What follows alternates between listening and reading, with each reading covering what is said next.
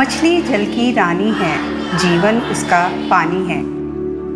बचपन में हम सभी ने ये कविता जरूर सुनी होगी, लेकिन वास्तव में जल मछली का ही नहीं, हम सबका जीवन है और हमें अपने भविष्य को सुरक्षित रखने के लिए जल बचाना जरूरी है।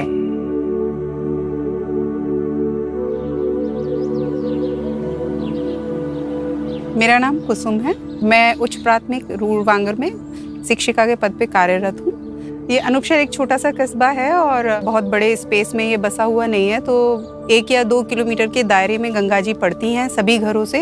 हम भी और बाकी लोग भी सभी गंगा को माँ कहते हैं। इसके अलावा जो हाउस होल्ड वर्क्स हैं हमारे या इरिगेशन है, सभी कार्यों के लिए मतलब गंगा का पानी बहुत ज़्यादा इम्पॉर्टेंट है यहाँ के लोगों के लिए। बुलंदशहर में 16 ब्लॉक हैं लगभग। 16 में से 12 ब्लॉक का पानी जो है उसका जो वाटर का जो ग्राउंड लेवल है वो काफ़ी नीचे जा चुका है, मतलब चिंताजनक स्थिति में है। जो वेस्टेज निकलता है वो किसी न किसी ज़रिए से हमारी जो नदियां हैं, जलाशय हैं, उनमें वो आके मिलता है, जिससे हमारा जो स्वच्छ पानी है वो गंदा हो रहा है। वृक्ष कटते जा रहे हैं, नगरीकरण होता जा रहा है और उसकी वजह से कहीं ना कहीं जो वाटर लेवल है वो हमारा दिन प्रतिदिन गिरता जा रहा है नीचे।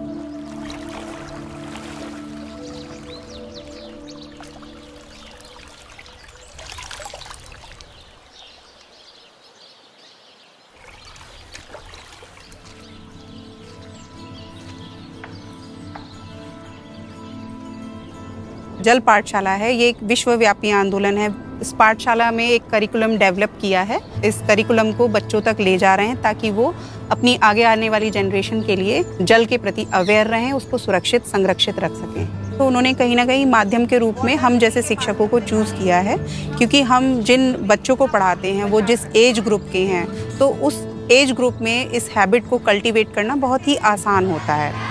ये मतलब अपने आसपास अपने परिवार में भी सिखाने की कोशिश करते हैं और कहीं ना कहीं उसमें सफल भी होते हैं। और यही इस जल पाठशाला का मेन ऑब्जेक्टिव है कि कैसे इसे बच्चों के माध्यम से कम्युनिटी में फैलाया जाए, पहुंचाया जाए, ताकि ज़्यादा से ज़्यादा लोग इससे लाभान्वित हो सकें। हमने जल पाठशाला में जो सीखा, हमने सब अपनी मम्मी को घर जाके बताया। हमने कहा था कि अपनी मम्मी से के पानी को, सब्जी वाले पानी को बाल्टी में डाल के धोवें, सब्जी धुलने वाले पानी को पेड़ों में डाल दो, पोछा लगा लो घर में। अगर बच्चे नहीं बताएंगे घर जाकर तो सब बड़े बूढ़े बुजुर्ग लोग क्या समझेंगे। तो बुजुर्ग लोग तो पढ़ नहीं सकते और वो स्कूल में नहीं आ सकते, तो बच्चे लोग ही बचा सकते हैं उनको। उनको पानी ऐसे ऐसे बचाना चाहिए। जब मैं पहली बार वाटर स्कूल में गई थी तो मुझे लगा ही नहीं कि मैं पढ़ाई कर रही हूँ।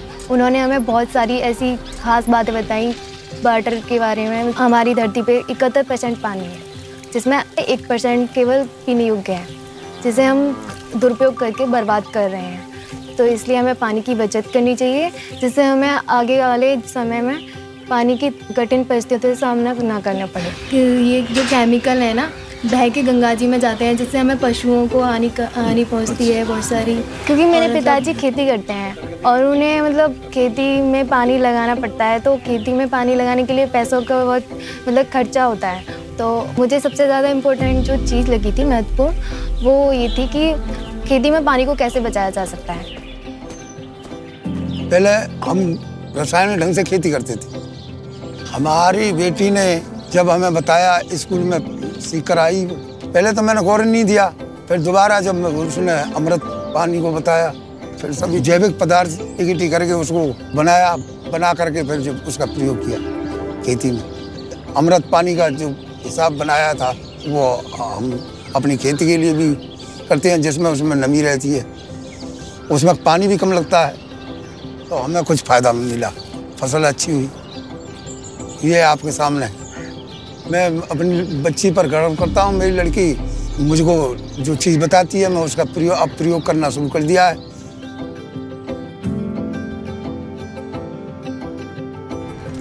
जल पाठशाला में ये है कि हम अपने छोटे छोटे बेसिक कार्यों से, यानी हमारी छोटी छोटी गतिविधियों से हम पानी को किस तरीके से सेव कर सकते हैं, किस तरीके से बचा सकते हैं, ताकि हमारे आने वाली जो पीढ़ियां हैं, हमारा जो भविष्य है, उसके लिए भी पानी सेफ हो सके, सिक्योर हो सके।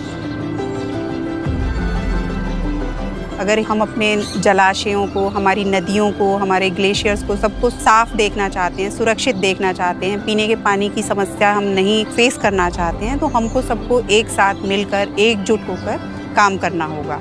तभी हम अपना भविष्य सुरक्षित और सुंदर देख पाएंगे।